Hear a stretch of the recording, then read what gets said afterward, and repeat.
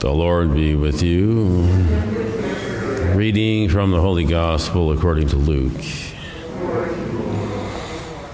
Jesus said to his disciples, "The Son of Man must suffer greatly and be rejected by the elders, the chief priests, and the scribes, and be killed, and on the third day be raised."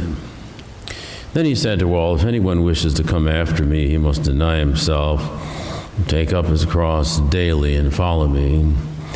For whoever wishes to save his life will lose it, but whoever loses his life for my sake will save it. What profit is there for one to gain the whole world, yet lose or forfeit himself?" Gospel of the Lord.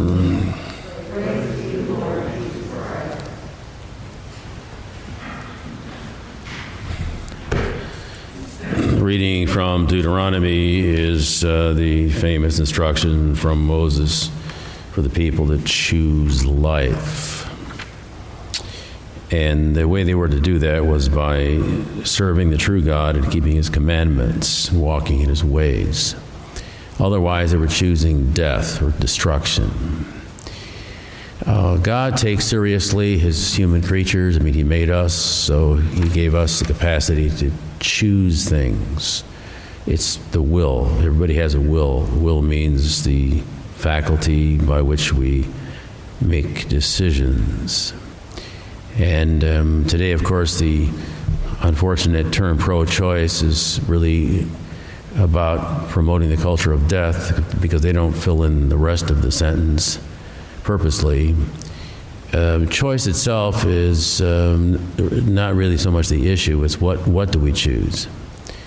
So choosing the right things. So choosing to follow God, to keep his commandments, and to live up to our responsibilities and so forth.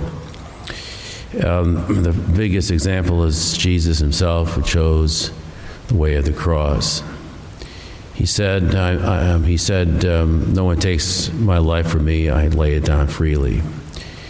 So the thing about having the capacity to choose and to make decisions is that we choose the right thing, and nobody can take that away from us, even if we're in prison.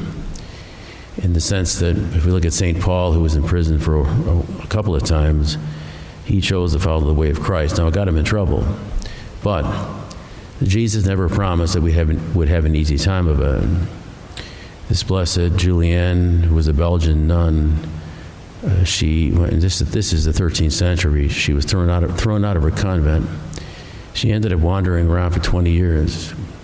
I suppose homeless to a certain degree, but she was very holy. She chose to serve Jesus in the midst of the difficulties that she had. Alphonsus Liguori, he's the patron saint of moral theologians. He was a Catholic priest. Alphonsus Liguori was tricked into signing a document that when he was an old man, he couldn't see very well, but the document basically kicked him out of his own order. And he had a terrible physical malady. His chin was pretty much fused onto his chest. I mean, he was hunched over terribly, but he was very dedicated to God. So we see all of these examples of people who were bound and determined to follow the way of God, even when it was difficult to do. And of course, the martyrs are the greatest examples of that. People who actually gave their lives away rather than compromising themselves in terms of faith or morality. Like St. Maria Goretti, whose relic is in the altar here, defended her chastity. Of course, she was stabbed for it 14 times by her assailant, but she chose to do the right thing. Today we have people telling us to choose things that are not good, with the idea that if we do that, then we don't really need God, and so forth and so on. Well, the Lord never promised we would have an easy time of it, only that we're supposed to follow Jesus, choose to do the right things, and we will overcome the world. The world is not It's not on our side. That's why Jesus came, to save us from becoming worldly people. We don't hate the world. We're supposed to try to convert the world and be salt. So in the old days before refrigeration, the only thing that kept meat from going bad was salt, salted beef or whatever. Once the salt was gone, the meat would start to corrupt. So holy people are something like salt. The world needs holy people. Now, the world will never admit it, of course. But if we're doing the right thing, we're following Jesus, we're actually serving the world. Now, people might not congratulate us for it. They don't have to. We might not be famous. We don't have to be. That isn't the point. Do the right things, and in terms of faith and morality and so forth. Even when people think we're strange or they reject us, that's okay. Look what happened to Jesus. So that's why we need a good, close relationship with Jesus, because he shows us the way.